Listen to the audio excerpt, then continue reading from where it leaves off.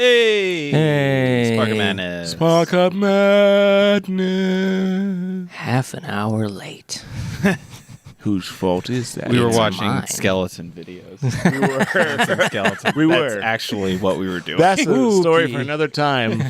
Absolutely glorious. Good, then- clean fun, too.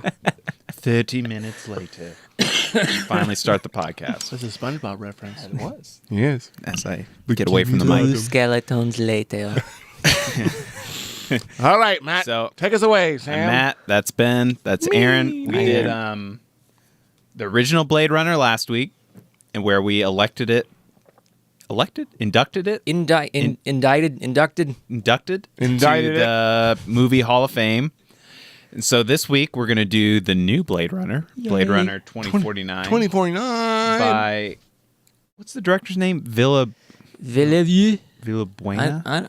Yeah. He did It's Arrival. French or That's something. all I know. And Vienna then Best- he's done a couple Besta? other movies that I really want to see now, having Was seen it? this. Was one of them Enemy? Dennis Villeneuve. Villeneuve. Villeneuve. I'm sure we're pronouncing it wrong. But he did a movie that Stupid Matt and I enjoyed Americans. a lot. Arrival. Which was great. Great science that was fiction good. movie. Yeah. Which I thought should have won Best Picture, but just because it was a science fiction movie, it was nominated but didn't win Best Picture last year. It got its due, but Oh, we'll whatever. get to that. Speaking of a science fiction movie that should be nominated Hey. for an awesome It won't, but I know it could win though. I don't know. On more than one account. We'll dig into it. So, what's the sort of quick dive back into what happened in this movie? Like, where do we pick up in relationship to the other Everybody's seen Pinocchio.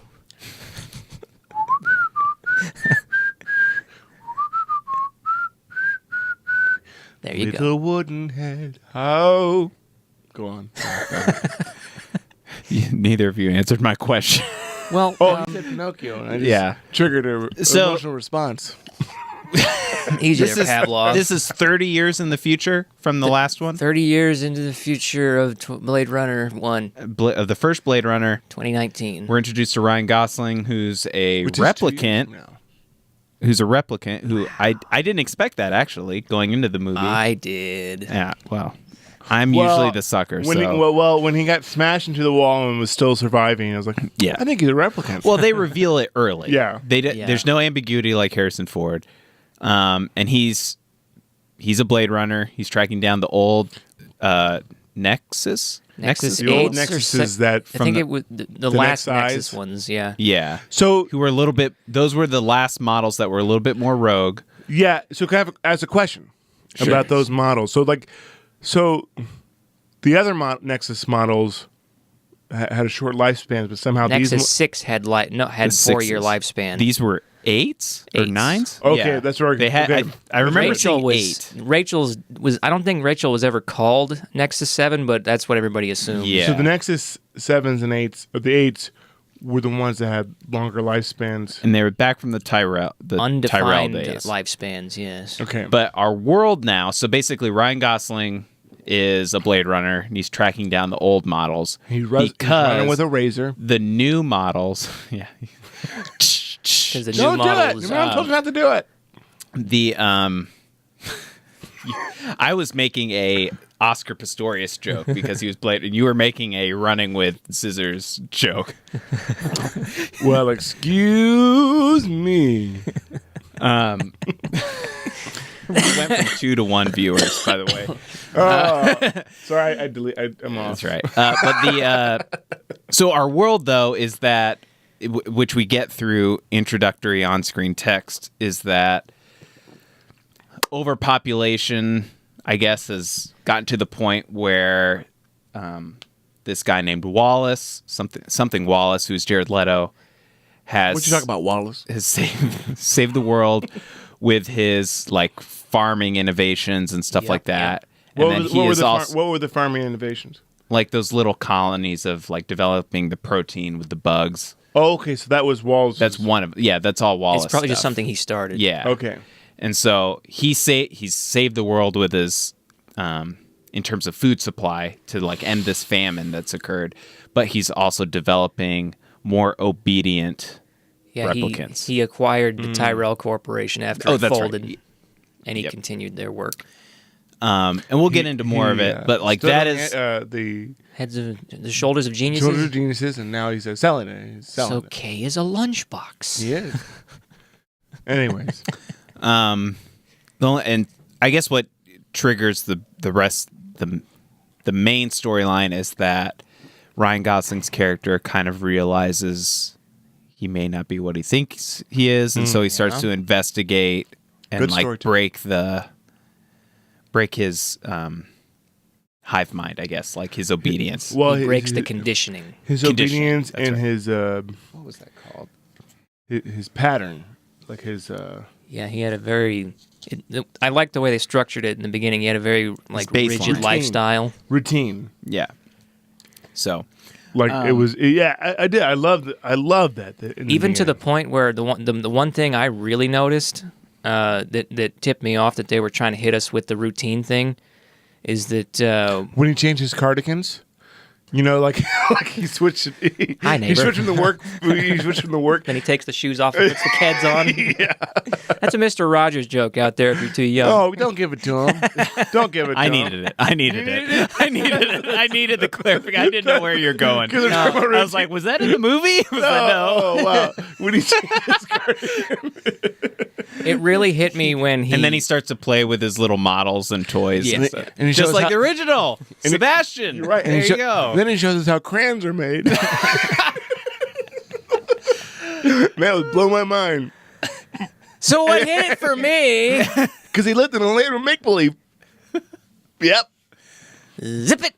King Friday. We have hit a point and we're 7 minutes in. Daniel Tiger. Remember him? All right. All right, go on. Go on. He has a really strict routine, and I noticed it first when they showed him coming in, the holograms talking to him, Joy, and she clearly has this act of making dinner for him. Every time you say Joy, I think of Joy, what's her name from The View? I was thinking of Joy from Inside Out. This moment has gone on far too long, and now Go it on. won't mean No, anything. Go No, ahead, do it, finish do it. it. Finish Sorry. it. So she comes in and she's making dinner in like the He 50s sits down, outfit. he's got the dinner, Yeah. and he just takes his lone cigarette and puts it on the table, like straight right here, and he just leaves it there for a bit. Mm-hmm. That showed me the routine. Yeah. It did. And, I also like how they revealed Joy, because you're like, is this in his head? What is this? Right. What is it? Is it a voice? What is it? I love that. And then she comes out, and it was just the great. They show the machinery. And, It's a great show. Don't tell. Yeah. Yep. And I think So- they did a lot of that in this movie too. So I think this is a good transition to get our graphic up, basically, of Good, Bad, Ugly. Here we Oh, go. yes, yeah. Thank you Yes. for reminding me. That's the wrong one. Remake Dragonheart. Please. There we go. The Good, the Bad, the Ugly. We haven't done this one in a while. I forgot about it. Yes. Boom. The Good. Look at Ryan Gosling. We'll get at it later. He's got a face like, hey, you guys like my movie? Did you see this? That was pretty damn good, right? Get off your phone, Ben. Did you see me in I'm doing something for later. Remember me in Remember the Titans? All right, so let's start with the Do good. you remember Ryan Gosling in Young Hercules? What? I have no idea. Yes, what he you're was in talking about. Young Hercules. He was Hercules, My Let's- God. the TV series. Let's actually. I actually have an interesting. I have like a little rant that I want Please. to get to later, and I might bring it up if it comes up organically. But I think it's good to actually start with Ryan Gosling, who I think was awesome in this. Yeah. acting wise. Yeah. You're introduced as a replicant, and to play it so He played it so straight. both straight, like robotically straight, but also in a way that you feel sympathy for his character. Yep. While he's not tipping off any like human emotions or He anything. clearly had emotions. He's just supposed to keep them to a minimum. Right. And He he suppressed played them. it. That all came through, I guess. Yeah. Is like that came through effectively. And then the one scene where he broke had that much more weight. to You're it, right. When he Yep. just like freaks out You're like about right. his reality. And And it was such a weird freak out too, because it's not what I would expect a normal person to do. Is just he did this weird just It was like just random screaming. it was a very existential crisis, you know, like not to go all personal, but I've been having existential crises lately, and I related to that. Ben? Well, Ben, did you find out you weren't the chosen one? yeah, Did you find out you're actually a replicant? that's what I feel like. It'd be a relief at this point. So Who what? wants to replicate this? I've seen Larry eat. No, but like So it came through. their reaction was very truthful. You know, it's very Like his world It turning, felt like in doubling character. around exactly. him. It was very believable. He was way off his baseline. He's a good actor. As much as I hate to He's a admit good actor. No, Why would you hate to admit it? because he's so handsome. Am I not? Hunks aren't good listeners. It's coming No. across as like, I want to take his face. It's coming. Face Off 2. Stupid, sexy Ryan Gosling. Why is he so successful? Yeah. Why I'm not? Why Yeah, I'm not? I think both his performance as an actor and also his character, where I think, because it's impossible not to compare this to the original. Yeah. Harrison Ford was, which we can also get to, I think was better in this movie than he was in the original. I don't think I agree Harrison, to an extent. from an yeah. acting and a character standpoint, I don't think the Deckard character in the original went through an arc really. No, not at ever. all. Even like his performance changed, or like he Yeah. had like a realization. He did, but it was very understated. Yes. Yeah. This movie, I felt like they took the notes of like, we're interested in the replicants. Let's dive into that world a little bit more with Ryan Gosling, and he clearly goes through like an up and down, like both like a roller from his coaster. He story has such a great arc. telling and like his arc as a character. Well, let's talk about this because when I walked out of the movie, I thought this was a completely different kind of movie. Actually, had more story than the original. They're both very simple movies, but I'll this add one's just even more very complicated. briefly, just really Go quickly, ahead. is that I You talked. do a lot of talking around this show. I do.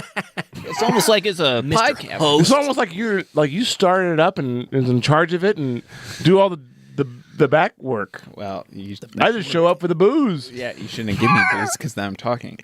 Go on. But I talked to our friend Corey today. Who's this guy? What's his name? Corey Callahan. Oh, yeah, I he's remember been him. on at least one of the early podcasts, but He doesn't watch our pod. He's a huge Blade Runner fan, and he said his big he actually thought they were totally different types of movies. They where are. The first one felt more smaller scale. Yeah, Yeah. it was very small. scale. Which is to your point. It's almost It- like why I a brought play. It is. Yeah. So I agree with Corey. So like the first one, to me, one felt more smaller scale, but also felt like a more like an observation of this world. You know what I mean?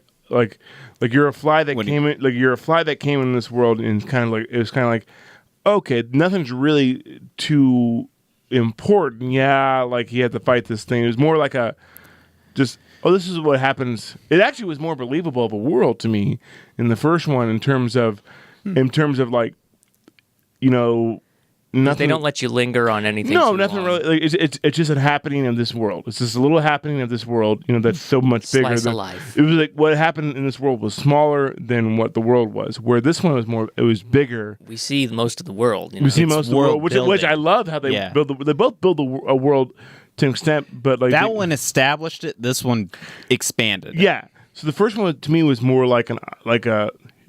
This is 2019. I've just realized This is the video Blade recording Runner. This is that moved. no, the first one. Oh, okay. And this is what's happening in this little small sector of this world, even though it has much to do with the big replicant. Right. So, like, I think it was more of a, what's the word? Like a very cerebral. The first one was more cerebral. I think it's more like a, this isn't happening. Like because a lot of stuff in the first one, nothing happens. Yeah, very, very little happens, and yet so much happens. Yeah. It's I feel like the first one almost made it a detective story that then expanded into other sci-fi themes. And like a detective story to me is very one-to-one, like or very Very dry. well, that's the more noir side of it. That it's dark and slow. This was like it was more, but this was the detective. This was more exploration to me. Whereas the other one was more I'm investigating a case and I'm tracking down this person. Yeah, this but it person, wasn't a complicated case. Comes up. Right. It's simple. Yeah, it is a simple. Like I think this is more of follow the clues. This is more of a film noir, not a film noir, but more of a more investigated. Okay. That he actually does follow more clues. He actually doesn't, like, a lot of the clues lead to nothing. You know what I mean? A lot of the clues are very vague. You know, I think there's more detective work in this one. Yeah. Well, yeah. Okay. I think the second one, the first one, I don't know. The first one was more atmospheric, and this one was very atmospheric too. So, Aaron, how do you feel about that? The atmospheric, especially the atmospheric thing. Maybe if I could boil it down simply, the first one was a lot of atmosphere with bits of plot, and this one was a lot of plot with bits of atmosphere. Yeah, that's what I think. Yeah, exactly what I think. Yeah, but they build the world more in this one. Yes, because they show up more outside. It was well appreciated. I disagree with you. Oh, it's because you're an asshole. But go on. Asshole. Everybody has assholes. It's fair. You're our asshole. No, I would say. Just kidding. I don't know. I actually think one of the strongest parts of this movie was the cinematography. Yeah, and it was, and the sound compared to the first one. So as good as the first one was in terms of effects and like this weird theme to it, and even like how they built the world, to your point. Yeah, I think this took it to another level, and also like cinematography wise, both how they compose shots, like that's one thing, but then like how they built the scenes and expanded on the initial premise and the initial world and added into it with like even more jarring music and sound. Like I felt this was even more like more playing into this dystopia. Now let me argue my point. Mm-hmm. You may not. Well, I will. Okay. It's not like you're holding the keys to. It's not like I can mute you. You fuck. I 100% agree with you, but I 100% disagree with you too. And let me explain this. That doesn't make sense. I agree with you that they expand the universe more. There's more atmospheric stuff that we didn't like. It was they built the world that they built in the original Blade Runner much larger. It didn't feel smaller. It actually felt bigger. Yeah. But the story, the essence of the story, there was a story. There was a character arc. There was detective. In the first work. one? No, in this one. Okay, yeah. There was more story to this one, where the other one it left it to your imagination. Yeah, the other one left it to the imagination, but landed itself more on an atmospheric viewing of it. See what I'm saying? So my point is, the other one's more atmospheric in terms of storytelling, and not in terms of actual atmospheric in terms of world building. I got you. I see what you're saying. I agree and I disagree at the same time. So I think we're on the same page. But I think the first one was more a fly on the wall storytelling. Okay. Yeah. And this one I kind of see what you're saying. Yeah, and it's more atmospheric, where this one is more atmospheric in nature, but there was so much to be invested in terms of the characters that you actually cared about them more, I think. Yes. That even though there was visibly more atmosphere in this movie, the other one was more atmosphere. I don't know if that makes sense. I see what you mean. Yeah. No, I get you. Yeah. What do you think? What Aaron, other about good? that? Can I say one of the things I most appreciated is that this movie is not the same as the other one. Yes. Me too.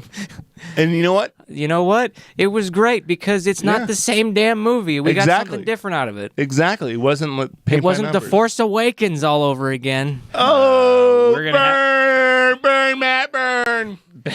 I like that it's a burn on me already. I wasn't burning Matt. I was. burning. You should. You are. I was burning JJ. Okay. You are burning Matt because he loves. By saying that, Force you are Awakens. burning me. We will have that okay. discussion Paint later. by But numbers. go ahead. Continue. Look, Continue, but let me tie up that little idea with a bow. I don't think Force Awakens is a bad movie at all, No. but it was so safe Predictable. and the same. Yeah. This was not a safe movie. No, it No. wasn't. Not Clearly at all. by This the box took a office. lot of chances. $200 million budget for an art house film. And I want to watch it again. That Me was too. yeah. Yeah. It's I mean, the price you pay is that this movie's kind of bombing at the box office like the first one did.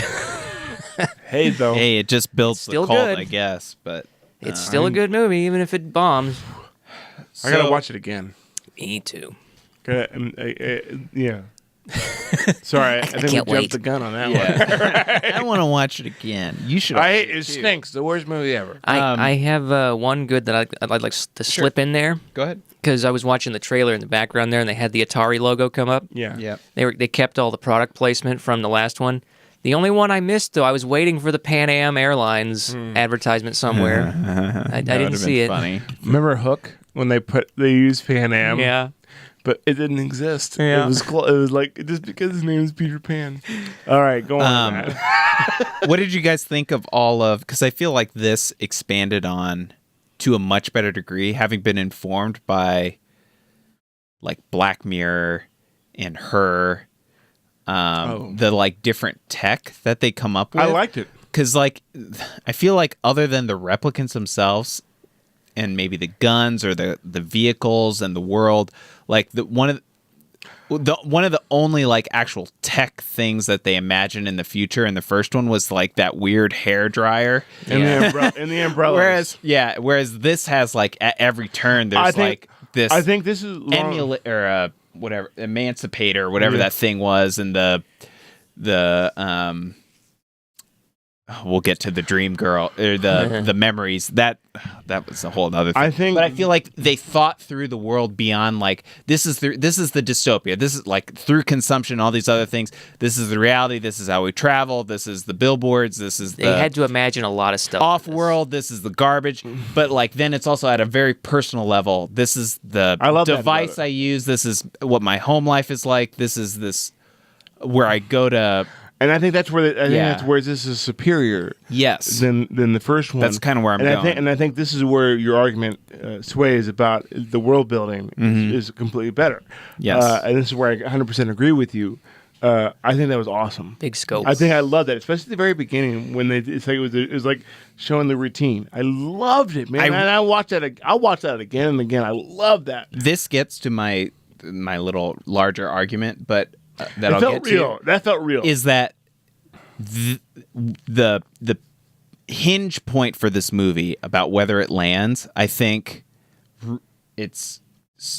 it really hits at the hologram at Joy. If Joy doesn't come through, I don't think the rest of it And comes she through. came through, Not baby. at all. And that reality of like how they use that hologram and how that comes forward later with the big billboard. Yep. When it's like you're just I'm gonna name you Joe, and it's like So you're an average, like you're like a good and Joe. it's just you're just a And program. it's like you realize life is meaningless. yeah, to him. and it My and notes he's are not a taking human, over and this that could time. be anybody. Yeah. that's the crazy. That's the thing that makes it so good is that the thing about Blade Runner is it blurs the lines between humanity and humans and like artificial intelligence. Like I know they're not robots, but I swear that Star Trek has done this. Like I think Star Trek. I think Star Trek has done everything. Holodeck. You know, I really do. I swear. But like Before Simpsons did it, there was Star Trek. There was did it. Star Trek. They cover everything. But like, so Blade Runner is all about like blurring between is it an android, is it a real person? I think It's a you're blurred an line. android. That's pretty good. I know you're an android. Ben, this is your rein it in sound.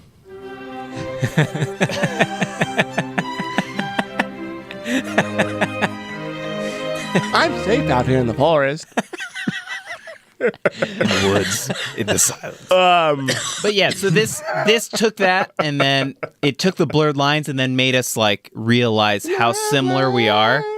That when we look at not a like a android that's biologically kind of more created, right? Yes. They're not code. They're not quite If human. you see what I mean? They're physical.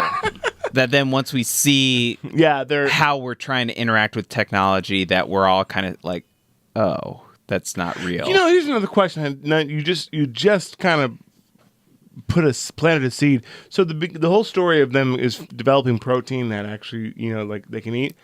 With regards to the food source. Yeah, and stuff but like that, if they can develop like people who are biological androids, why can't they develop biological cows? Maybe they're dried. They're and failed. silicon or something. I don't know. I don't know. They're not real flesh. But that's what I'm saying. That's my It seems like counter they are argument. real fish, though. It's But like not edible. Like they're not. You think you would? But- I see what you mean though. Like if these replicants are Why do you eat bugs? You can make a bunch of cows. It's like that. I don't think they're eating. Why harvest a bunch of androids to harvest bugs when you can make a fucking bunch of cows? You know, So you're saying this? Go ahead, Aaron. because that's an interesting concept. Because we're getting to the point where we can synthesize meat, right? Yeah. Maybe it's hard to do in the So- future. Well, so to Now Wallace's point, Rationalizing. Yeah. Jared Leto's whole motivation in the movie is that he wants to. So because of a blackout that happened, he cannot.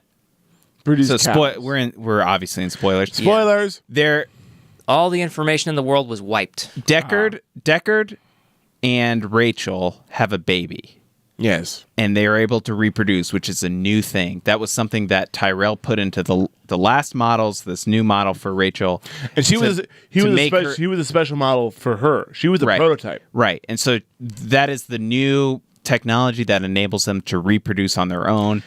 And And it then took a long time for Deckard to even find out that she was a replicant. Remember? In no, he knew right away. No, he had to give her the test first. He gave and the it took test, over 100 but- questions. Yeah, Yeah, which is the most. That's the most more than ever. normal. Yeah, that's Yeah. true. But then the blackout happens, which is this technological event where was it like 10 days? Or, It was like 2 days, I thought. okay, like everything's wiped. All knowledge, like all backups of information, everything's wiped. And All so, that porn was gone. this is a long story to get to. Wallace wants to figure out that technology of reproducing so that they can create more replicants and then conquer more worlds and like I guess it's expand. implied that it takes enough time to make a replicant that producing that many would be difficult.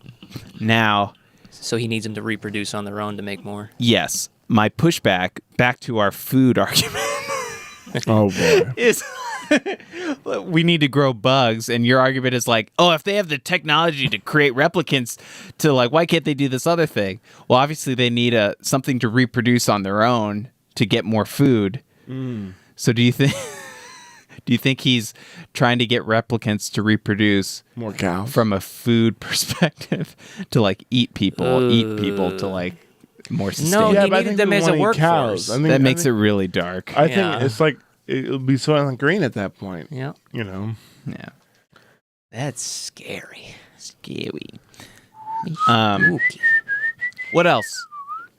What else was good? Everything. Everything was good. Everything The was cinematography was good.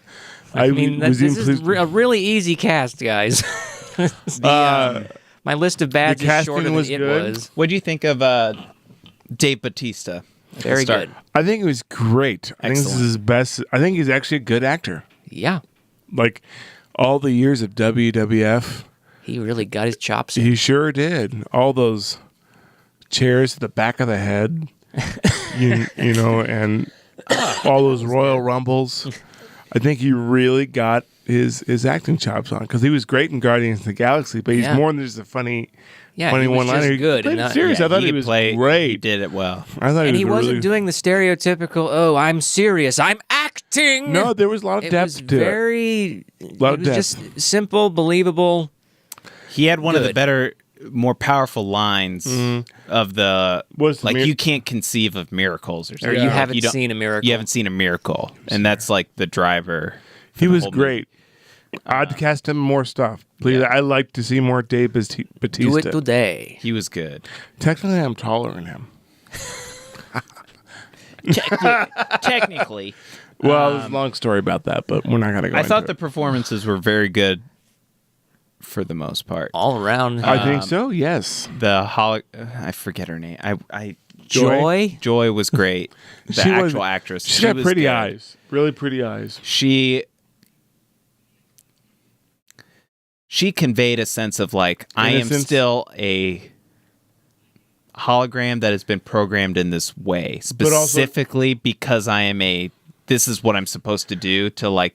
But also got to know him. Like this is like the memories, like they got to know him, and actually she was as sentient as he was. Mm-hmm. At least it seemed that way. Yeah, because she was thoughtful. She wanted to do that one act. She was doting. What do you mean? Like she spoiled him. Yeah, that. Yeah, but she was thoughtful. Like, you are special. I always knew you were special, but she has no evidence. Like, like within the context of the movie. That's what love is, though. Within the context of the movie, it's like a kind of a trick almost that then gets reversed. That he's like a special person that, based on her dialogue, is like, oh, I knew you were different from everyone else, but really, once we see the big billboard, it's really she is going through her programming to make you feel special. But that's a commentary about what love. Like true, like we with your significant other, like true love. You are getting at my point, my biggest point. Exactly. I think it's a commentary, like just true love, like whether you love. Well, it was she was special to him. You mean, and that was the whole thing. Exactly. And I think that was beautiful. I thought it was beautifully displayed, and I love that. I really loved that. Aspect. Like you know what? He may not have been the one. Spoilers, but to her, he was. So this is my biggest good. This is my best one, which is exactly what you just said. Is that I think this expanded on the dystopia in a way that if you just read the one sentence description would feel very like generic and obvious. But I feel like the dystopia for this movie compared to the first, it expanded on the first in a way that was more wholesale throughout the whole movie. Versus in Blade Runner 1, it was more siloed into just like, it had nothing to do with the plot or the story of the characters, just kind of like random things that you observed. But I feel like the dystopia, as much as it is about consumption and overpopulate, like this world that's really dark and dark and rainy, that's reflected in, we got to go off world, we got to find other planets, we've destroyed this one, we got to find other things, there's garbage, there's we got to create technology that makes it like sex robots, or, all these other things. If this movie was directed by Michael Bay. No, it's not always about Michael Bay, Ben. It's all can't be. He's awesome. I love him. If this movie was directed by Aronofsky, we would never got out of the first act. Fuck that. No, we're not talking about this. The environment, guys! The environment is about the planet. Look at the bugs. This is Adam and Eve. Nothing grows here. No, so like all these of the future, this idea of the future, we're destroying the planet because we consume, and like we're selfish. We got to move off world. It's like the Wall-E, a lot of the Wall-E themes. At one point, I expected to see Wall-E at the junkyard scene. Yeah, this movie took it to a different place for me, and me too. and qualified the dystopia. This is my interpretation. I haven't read it anywhere, and I'd be interested to know if you guys agree. It took it to a place where it highlighted the idea of loneliness. Yeah. And like wanting to connect with people, whether it's artificial people or real people. Like you just want to feel connected to something because the world's fuller than it's ever been, and we've never been so lonely. Yeah. Yeah. And that, to me, that statement as a theme for a movie, if you told me that like before we're going into it, I'd be like, oh, that is so generic. That is like the most obvious statement. But this movie like convey that in the most interesting way I think possible. Yep. Like every single character other than Jared Leto, even though Jared Leto like specifies one like love as like the one that is special or whatever, every other character, their driving motivation is about feeling connected and feeling like they have a place every single with character. Other people. Right. And it's so powerful in this movie. I felt like the idea of love and idea of connecting and like not feeling like they did it in the first movie a little bit, but more as like set dressing a little bit. Everybody was looking for their place. Yeah, like the first movie was like, oh, these people live alone. There's no other people with them. The one guy, like Sebastian's making dolls that look humanoid, and like he's like nobody's here anymore. So it like they kind of touched on it, but then they didn't. Like that wasn't the main point. No, it was more about the like Rutger Hauer and them wanting to like be able to be human and make memories and not live longer and stuff. Where like this that. movie differs, what you're saying, and I agree with you 100%, is that this movie really made you connect to the characters more in their predicaments, where the other one was more of like, oh, look at this. You know what I mean? It kind of give you this was more personal. It was a more personal story. Exactly. This was more personal, but you're right. I would qualify that by saying that it didn't become so much about replicant versus human and like trying to compare the two, but and then like use that as a way to say like we're not so dissimilar. This was more like everybody, like who was definitively a human in this movie? Do we even know? No. Yeah, I guess Robin Wright. Robin Wright, yeah. But like even then, I don't know for sure. I don't know for sure that Jared Leto wasn't. There's another pet theory for the first movie that none of the main characters are actually real people. Yeah. But like in this one, I feel all like about it comes Aaron. through. Hold on, Aaron. That is like I have nothing better to do with my time than to speculate. But about it didn't take long for me to come up with it. It's just an idea. But at the same time, it's the same thing going on with Star Wars and everything else. It's like it's like, dude, make your own shit. I guess it's like at some point, live in your own world. You know. I guess we got a perfectly good world here. My big, I guess the difference would be the first one was more about like it starts off as like the machines go rogue kind of narrative. Yes. Like with technology, it's going to go wild. But then it subverts that by saying, oh, we created these machines to be like us, and they just want to be like us. They just want to live normal life, like be like humans, and they're our creations. This one is like, this is the reality. We use technology and in this way, and then we're going to highlight sort of how similar we are in terms of like what our motivations are in terms of and like we end all my memories are like they just disappear. They're tears in the rain. It goes away.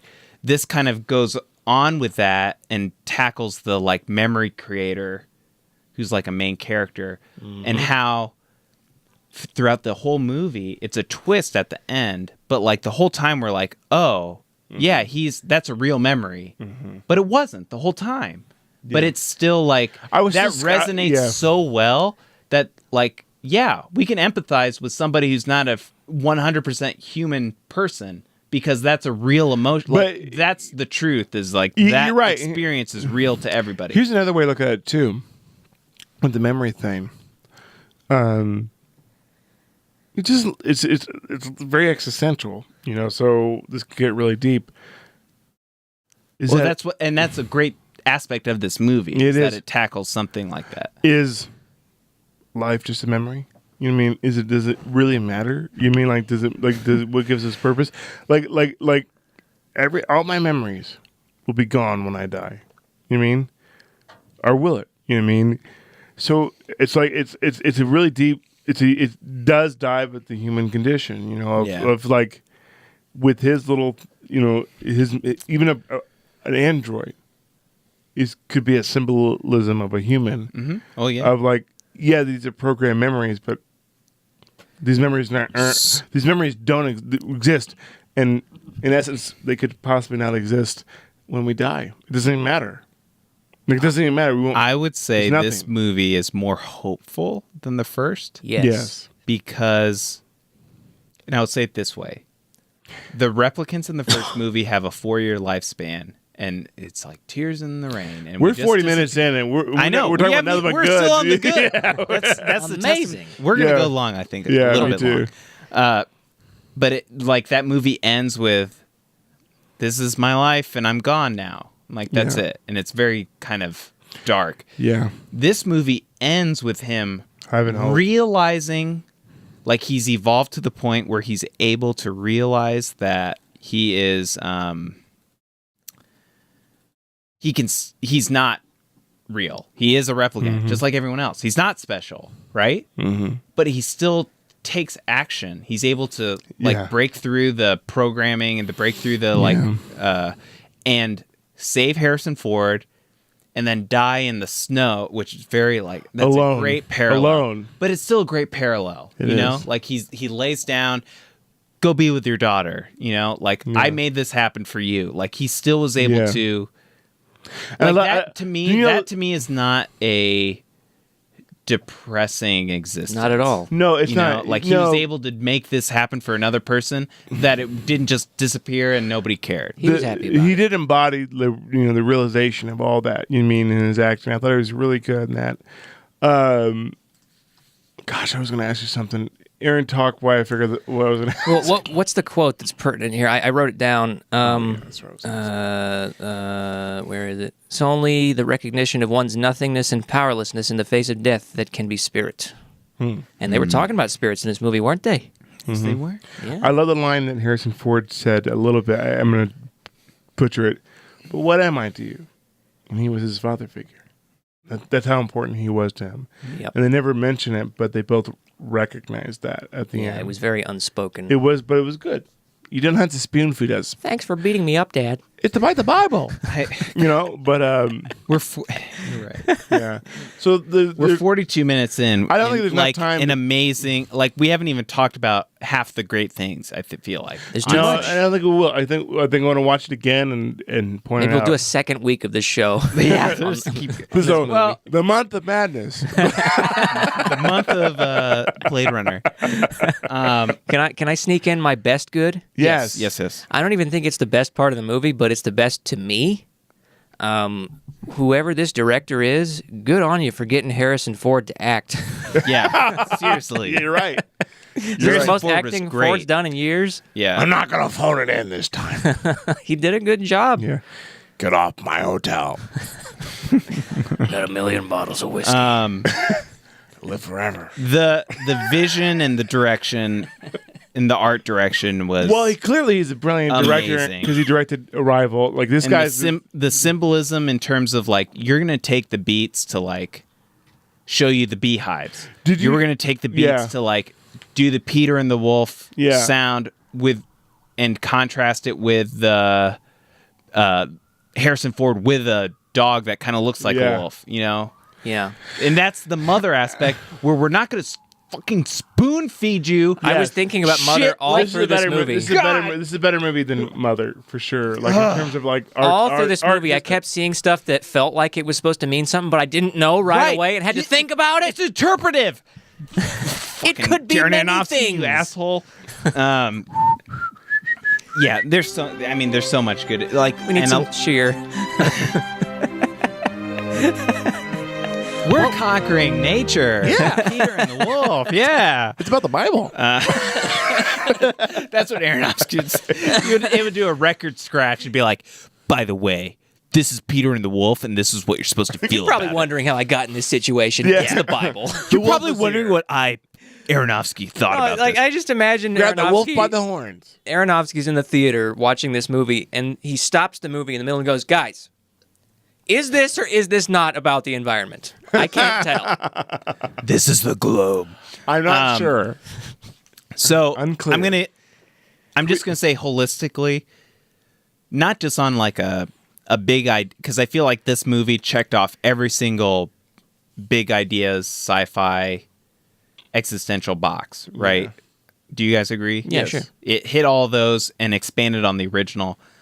I also think from a storytelling, plot, character development standpoint, it there were a couple, which this is my segue into the next part. Ooh. There are a couple parts that were maybe a little bit clunky, but overall, I felt like everything flowed as it should have. Yeah. Right? Yeah. Like this, everyone was making decisions that made sense to me based on their character and based on the situation, based on the world. It was well thought out in terms of characters. You are motives. nodding your head. I don't know if Aaron is. It's fleshed.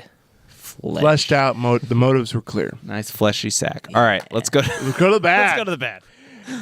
Oh boy, I got a lot of bad. I don't even. So let's just clarify right now. His shoes were dirty. Both because I don't. We're running out of time a little bit, but I also want to see if you guys agree. Is there an ugly? Yes. I can come up with like half okay. of one. All right, I then think we'll do it. I'll Then we'll figure do out. it. I'll All right. figure out when we get there. Okay. I like that. I already have mine. I'm usually the negative Nancy of the group and the critical one. Well, You we're are really negative. having the to one that reach. and- launched into like, yeah, I can come up with an ugly here. You can go ugly anywhere. Well, when I was pondering this movie earlier I'm gonna today, use I that was like, against what? I need to be really critical because I love this movie. Me too. Yeah. And it was much like it was a few weeks ago. This is an instant classic for me, too. Yeah.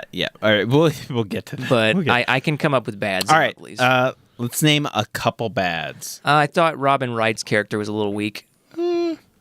Performance and motivation wise. yeah. See, the fact that you are doubting it, just it's not that you're wrong. It's more just like that's It's an the opinion. movie. Yeah. It's not like I'm glad you clearly- disagree with me. Clearly so. Yeah. No, I agree with you a little bit. She's a little wooden, but maybe that's how it was supposed to She, be. my biggest problem with her was her 180 after spending most of the movie of like, Yeah. this is going to destroy the world if they know that they can reproduce and it's not a subservient role for replicants that they can reproduce and like that opens up a whole can of work. Like that theme in itself is great and interesting to think about. I would never have predicted that plot for this movie. Right. Like the idea that Jared Leto is like, we got to reconsider enslavement and that kind of thing. Like that is very powerful. But then the fact that she does a 180 once Gosling comes back is like, you got to get out of here. I'm on your side now. And Well, she doesn't say, she's not nice about it. She's just like, I can't hold him off for long. Just go. right. That I can see that as a Gas as a did the whole, same though. thing for Ford in the first movie. Yeah. But I mean, with her 180 was almost logical to me because at some point she had to know she was going to die. And when you know you're going to die, who cares? The other argument I would say is that they teased it slightly that she was attracted to him. Slightly. Strongly. For this movie, it was very strong. They In a movie of subtlety, it was very overt. they at least shared that she had feelings for him, so She, not even feelings, she probably just used him on the side. I mean, what was that line where they're in the office and she tells him to do something, and then she says something like, I wasn't aware this was a request. Did I have a choice? that's right. And then later she's like, what happens if I finish this bottle of alcohol? Ooh. And then he kind of looks off and is like, I should get back to work.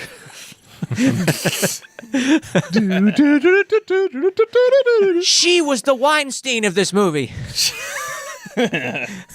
Speaking of Weinsteins,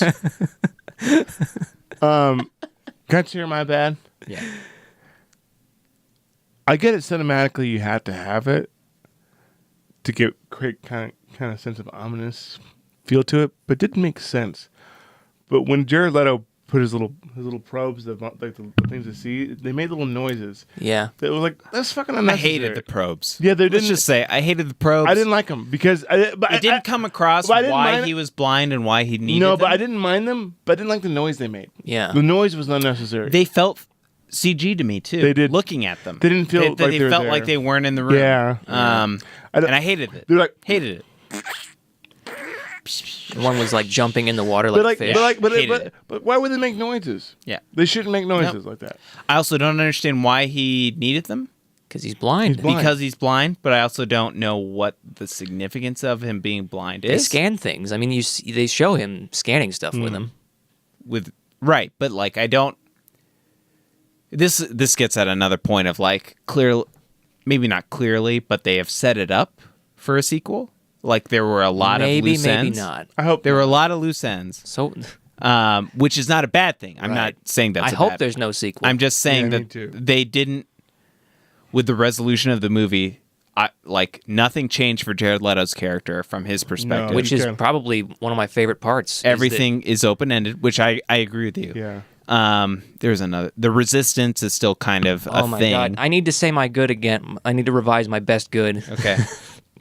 This movie did not fall into the Hollywood trap of making the third act about Wallace and the Resistance. Yes. Oh my god, they dodged You're right. a bullet there. It doesn't matter. Wallace doesn't matter. The Resistance doesn't matter. You're right. I would say one of my bads was that they made the resistance Come on. overt in like an ex machina way of like Almost. we are here to explain, and again I this think- is like Okay, well, this that's- is the threshold for this that's movie. why my- Like it's not like a catastrophic bad. Right. It's more just like if I'm nitpicking, that's like I Yeah. wish they would have done it a little bit more tactfully. Like, oh, Katy Perry's character was It wasn't like Katy Perry. she's Katy Perry to me. I don't know the actress' name, which is insulting, but like I don't. Whatever. She looked like Katy. The fact that she was a covert Katy resistance agent the whole time, and like, oh, this was all part of a thing. We're protecting the mother character, Darren Aronofsky, the mother character. Hey! Get out of my house.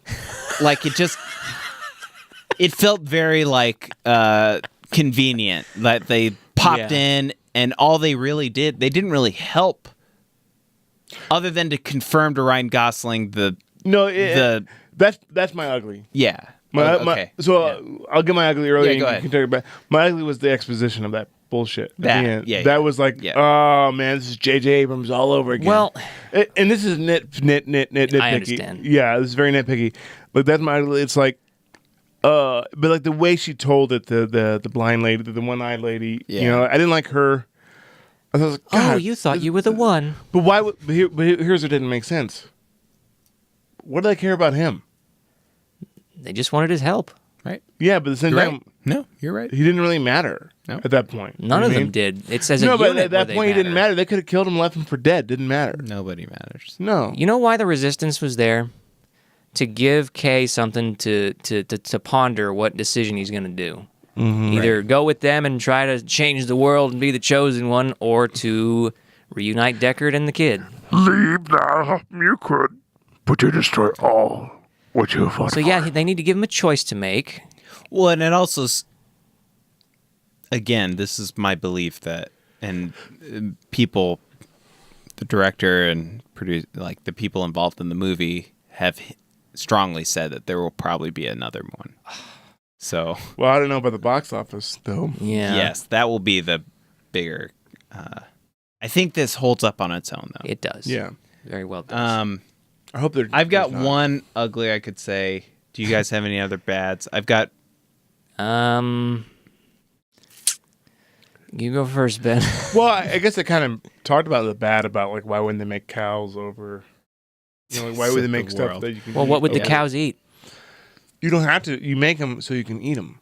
What do the cows eat? You don't have to. You make them. How do you know? Then they're born. you Replicants have slaughter to 'em. eat. You slaughter them. The same thing that they make the humans. many eat. But where does the matter come Too many from? people. They implied that it's too expensive to make a lot of people. That's what I'm saying is the Okay. material that they end up using to make them. Like in your argument, like why wouldn't you just eat the material? Why do you need to make a creature? Like just eat the material that you're. Right. It's using like to make the goo in the Matrix that they eat. the goo. Tasty wheat or whatever it was. And then the red dress. Yeah. The other bad, I wasn't a huge fan of. Like, to give him credit, I loved him in Dallas Buyers Club. Hated him in Suicide Squad. This was like Jared Oh, Leto yeah. to like the most average version of I himself. can't stand him. He was inoffensive in this movie. Yeah. This is the least bad he's been in a while. This was like if you made Jared Leto grayscale. And gave him a twirly mustache. Yeah, and just like be a generic version of whatever you're I imagining. don't like him as an actor.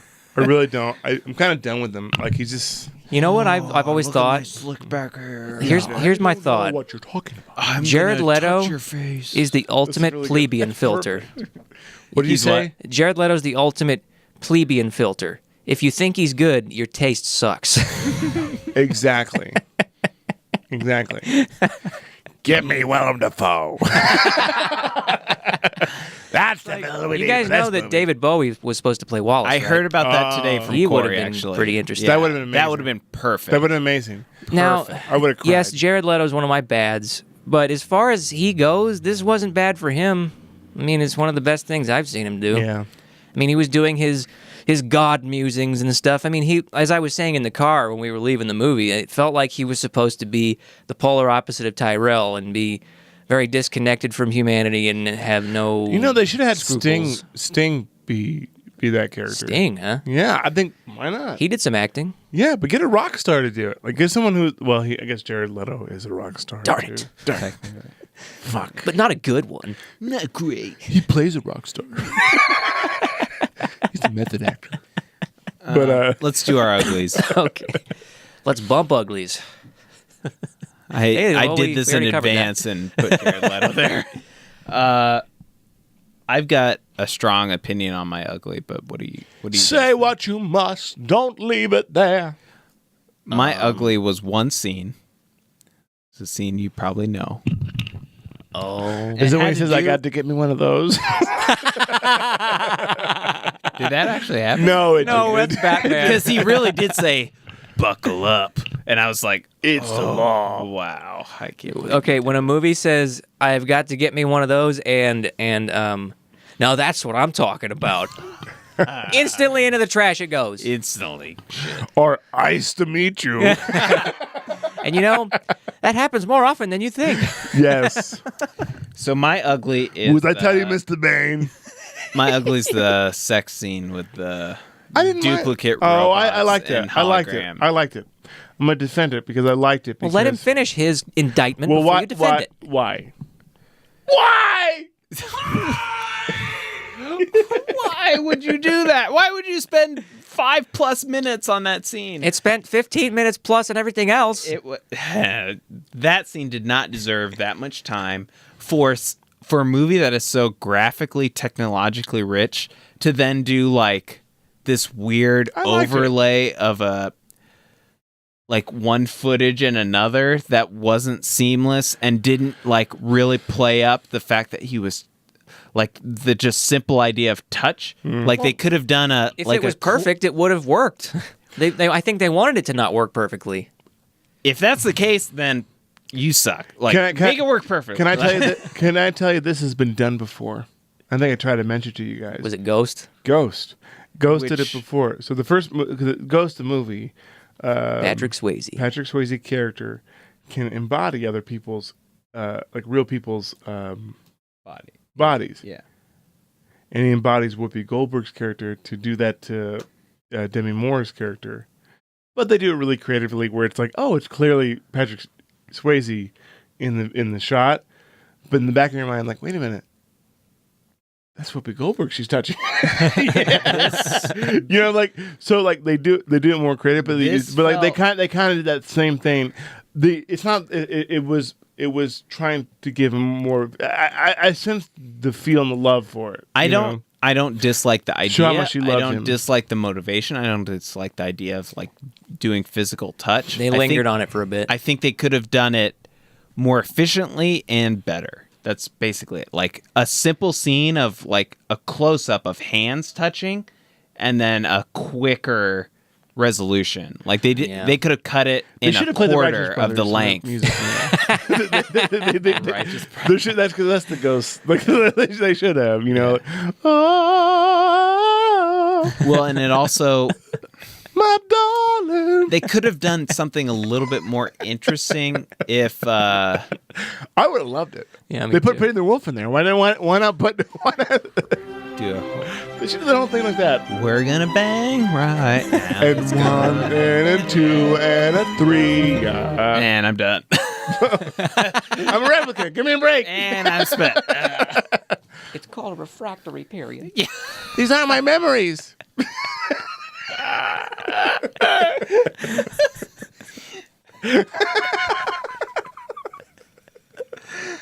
All right, back on track. The tour moves on. Boing. They built me this way. I was made for you. No, that's my ugly. That was very also different from the rest of the movie, that it kind of surprised me that they went like, we've already established both Did before. you feel like in that scene? Did you feel like you went to a movie with your mom and you didn't know that there was a sex nudity scene in, and you were just that uncomfortable with us in the movie theater, like, oh God, Oh, yeah. Please be over. Please be over. oh God, my mom's right next to me. Oh God. Oh, one, it's uncomfortable.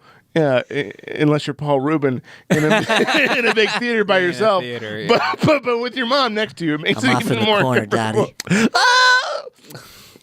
Why is this Game of Thrones at home? I hope they have a torrent of this. Oh!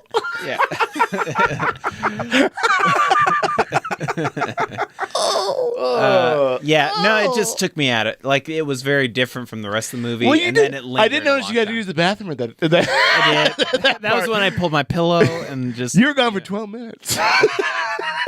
12 minutes. 12, Precisely. Boom. So what was your guys' ugly? The Righteous Brothers when you came back. What's your ugly, Ben? I kind of said it with the exposition. Yeah. Yeah, that's true. I think that's Yeah. it. Like, to me, that's the exposition. To me, my ugly crossed over with my bad of just Leto. If they'd have got somebody else, it would have been a little better. Cause Yeah, Something with a little bit... It was weird that he's like such a character actor that tries to do weird stuff, and then he did such a I'm done with him. bland kind of character in this case. But I think know. I think he did a bland character that he tried really hard at. Like, Yeah. that's my. Yes, it does come through that he tried very really hard but to it's be so bland. It's like, dude, you suck. Well, dude. what I will Get say, over yourself. in despite of its ugliness, I felt while watching his scenes, I thought to myself, this isn't so bad, especially for him. It looks like he's trying something. Good job, Leto. Oh, I'm gonna look off into the distance. I just don't like it. touch They needed a god complex character, and that's what he gave him. Look, I'm touching the gooey They needed just like Play-Doh or silly putty for him to play with or something. You know, like it just. Actually, you know what? I have an ugly. What is it? When they kill the replicants in the movie, like when Leto kills the one that's the newborn. It's like, did you really need to do that? That's kind of wasteful. You just made that. Look at the blood. Like, that just felt like it was a mustache twirl moment, you know? You need to hate this character. I care about nothing. Nothing, you see. Like, I just felt... That was the mother... about the bottom line. It was the mother scene in this movie where they might have hit us over the head with the point. You know what I mean? Matt? I know what you mean. Oh. I think Ben knows what you mean, too. Are you waiting for me to switch to you, Ben? Yes, he is. Too bad. I have the power. There you are. Oh. Whoa, whoop. All right. The joke's over now. Can't do it. I have one question for general discussion for you boys. Yeah. Did you think it was implied that all the replicant uprising people had the same horse memory? No. Okay. No, I think No. it's So, him. God, if we could retroactively go back to the good, I think one of my favorite parts of the movie was the idea of not only that she was Deckard and Rachel's daughter, but the idea of her as a memory maker and how they Yeah. conveyed that, and like that she creates these memories and the photography and this I like that. cinematic appeal, but also there's personal memories and there's heart to it, and how she communicates about like her motivations and her process and stuff. That was like on top of all the other great like Black Mirror technology stuff that they imagined for this world. Like that was the one thing with regards to very specific for Blade Runner that was brilliant. I thought like perfect in every way. I agree with you there, and I loved how like, now looking back at it, because you didn't know at the time how emotional she got with that when she was looking at his memories. It's like, well, there's more to that's it. her memory. That's her memory. That's why she was crying. Yep. You know, it was so deep. And now when we watch it, we'll watch it again. Like, I knew that he wasn't going to be the one, but I didn't know that.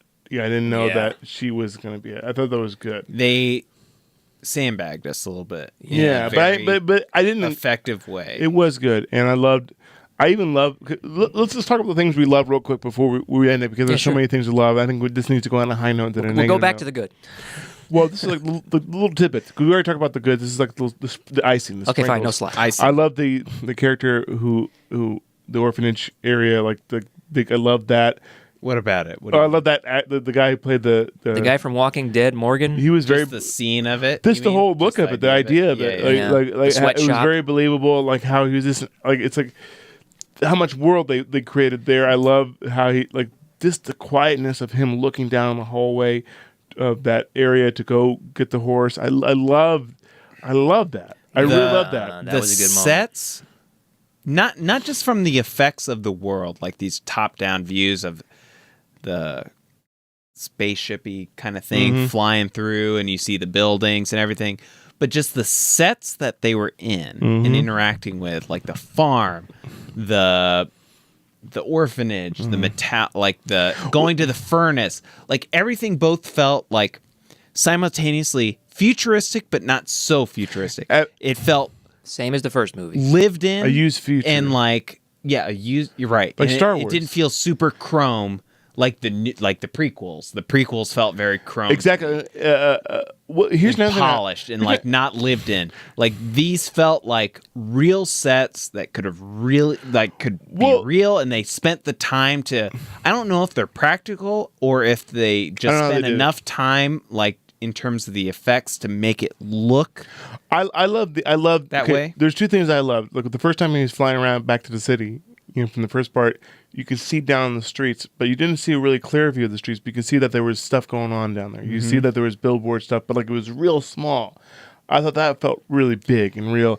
I love the fact they like the one part I remember specifically, and this is like in the mid part of the movie where they're going by the coast, and you see the big wall that and like it was foreshadowing very subtly like where the end battle was going to be. You know what I mean? And they use the water as like actual nature. Like that's an actual, like it's so rare. It's so jarring, and like it's not just this metallic industrialized environment. I love it. That's an actual has there ever been like, and the one tree that's in this is a dead tree, and they have it, and then they have it on beams. Like they're not explaining. So smart. They're not explaining that it's dead. You can clearly see it's dead. It's not like Matt, it's dead. Hey Matt. Yes. Do you think that the water was a symbolism for baptism? It's a symbolism for the environment. I love. You think it was baptism? The Bible. That was John the Baptist. Did you love the way the way that car was designed inside in the water going over? I love like little elements like that. I love when he came out of the water. Well, and just like the fact that he, even in his car, it didn't feel like him going to like some random Minority Report holograph touch screen that's like in front of him that's like bullshit CGI, like boop, and it like all appears. It was like this actual monitor that he swivels over and is pressing keys, and like it feels like there's some physical you can things see the plastic, like it's tangible. Yeah, it looks like military surplus or something. Yeah, and it's not. But it's still futuristic. Yeah, but it's still futuristic for us to believe it's not.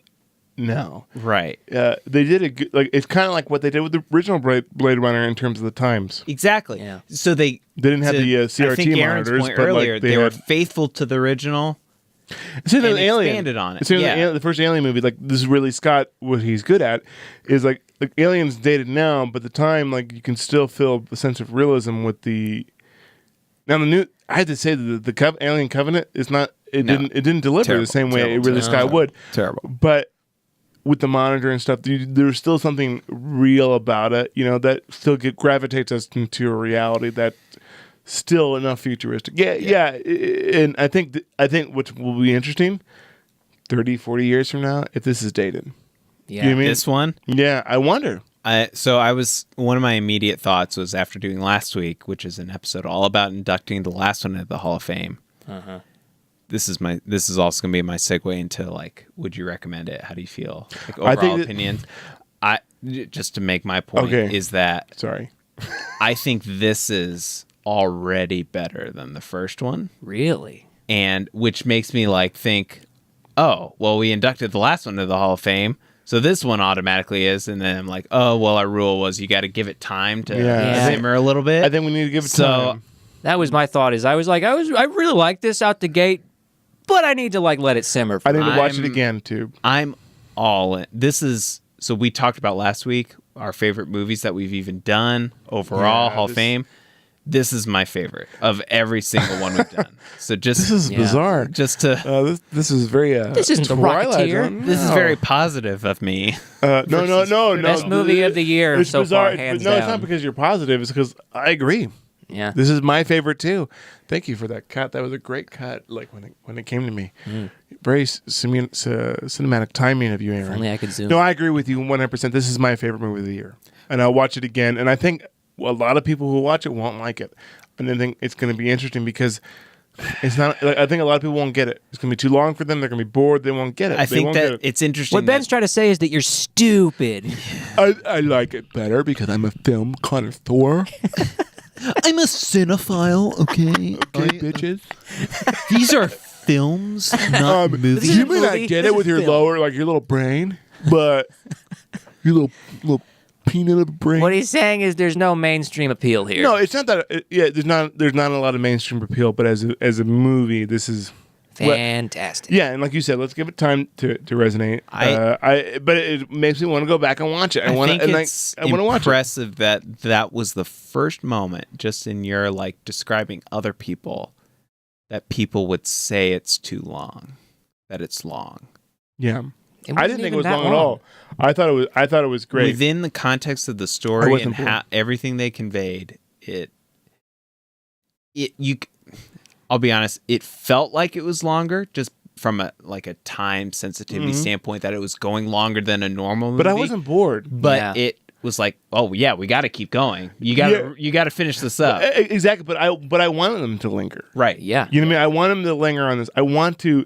It's almost like I want to stick my head in the screen, look around. And their resolution was so IMAX. Yeah, IMAX. Oh my God. So if you're going to see this movie, because obviously, Aaron, you recommend it too. Obviously. Yeah. Obviously.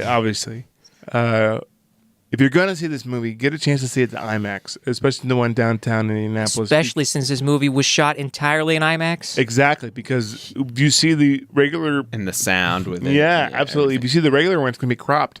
You won't see the whole picture. Here's how brilliant of direction and storytelling this is.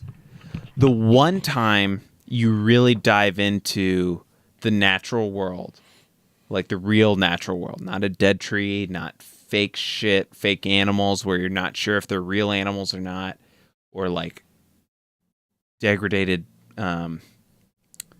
cityscapes or whatever.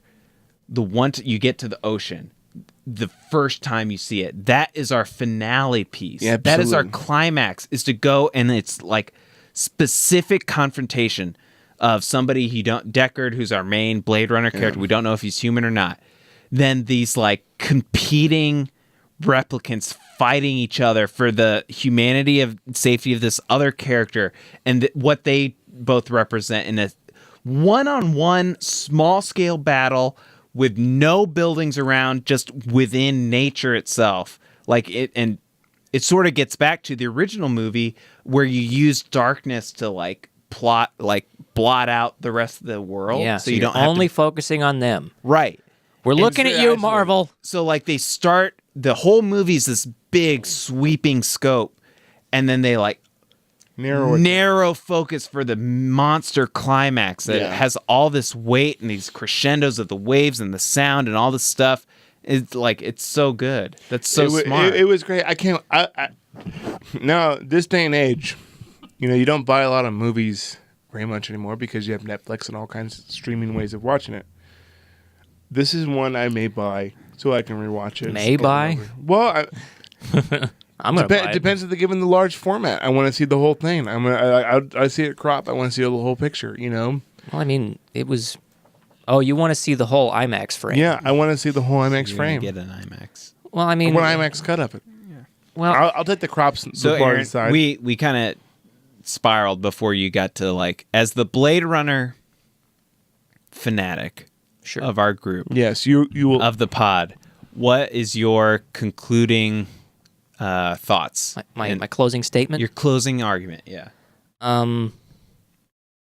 I liked this movie a lot. I was worried that it wouldn't be good, but it was. I went in with no expectations, and I was wonderfully surprised That's that- always good. that it didn't rely on the first movie to be good. Yeah, If the You're right, first it does movie kinda didn't stand on happen, its this own. still would have been good. You're right. and you Yeah. don't have to watch the first movie to No, you don't. appreciate it. To be honest with you, It stands on its own. It has its own themes. It has its own art direction, while still having some from the old movie to keep you in the same world. and to be honest, I didn't care if Harrison Ford was in it or not. I did, but He needed to be in it. He needed to be. To me, Within the story, it made it did. But you could have replaced him with another. no, but I'm character. saying like they could have made it a different story without Harrison Ford. I would have been fine. Yeah. You know what I mean? Like it was not reliant on Harrison It wasn't. Ford. It didn't need him to survive. No, That's and fine. I wasn't thinking when Harrison Ford's going to be in this. Now, the closing part of my closing statement is, why Hans Zimmer again? He did a good job. though. Hans Zimmer. Yeah, it was very Inception. There's parts, but he did a good job in two. Like you're right. I like the music. I like the music too. I didn't dislike the music. I just wonder why Hans Zimmer's stealing Because all. because he he's took safe. their jobs. He's safe. Like he's safe. He's safe. Van he's safe. Vangelis is still alive and working. Why didn't you get him? My God. Fair enough. I would have done Daft Punk. Or No, Daft Punk. They lost it. They're not good anymore. Tron 2 was I great. didn't like that soundtrack. Get out of here. Get out of here. No, but like you're right. Like Hans Zimmer is a little oversaturated, and I'm kind of done with him. But it worked. Actually, it worked for this movie. It because worked for the movie. His style works for this movie. I almost felt like the music was the weakest part of the movie, besides Jared Leto for me. And even then, the music's good. Interesting. Yeah, I liked. And you don't even At like times, it was almost too I don't even like things. not oppressive, but like too in your talking face about? a little bit. That might have been IMAX though. Contextual. Yeah. So I don't know. Yeah, because we did. Remember when we saw Dunkirk. Dunkirk, Holy shit. that was- Yeah, that was another oppressive. Hans Zimmer movie, Yeah, he does like 50 movies a year now. and he loves IMAX movies. He loves them. He loves the Los IMAX. Vegas. Before loves we taking it to the completely max. wrap up, can we throw out like Easter eggs that we saw? Sure. Yeah. Yeah, because I You go I had a ahead. few. I mean, we're going long on this one. Yeah, we're going along. It's Obviously. important, okay? When Kay goes to visit Gaff, and Gaff makes him Colonel Sanders. You He mean? did look like Colonel Sanders. Edward James Olmos. He looks like he's seen better days. He makes him the paper animal, and it's a sheep. It's a sheep. Yeah. Yeah, That I was like great. that. It Yep, was a yep, nice yep. little tie back to the first Good tie movie. back. Because he was a sheep. He does what he's told. And And he dreams of them. ooh, electric sheep. Ayo, ayo. What were other ones? Colonel Sanders. The wooden horse. Yeah, it's a unicorn. You already picked up on that too? I did not pick up on that until you just Because said it looked like the horse head had a little chip where the horn would be, and it was like fell off or something. Oh, that's really good.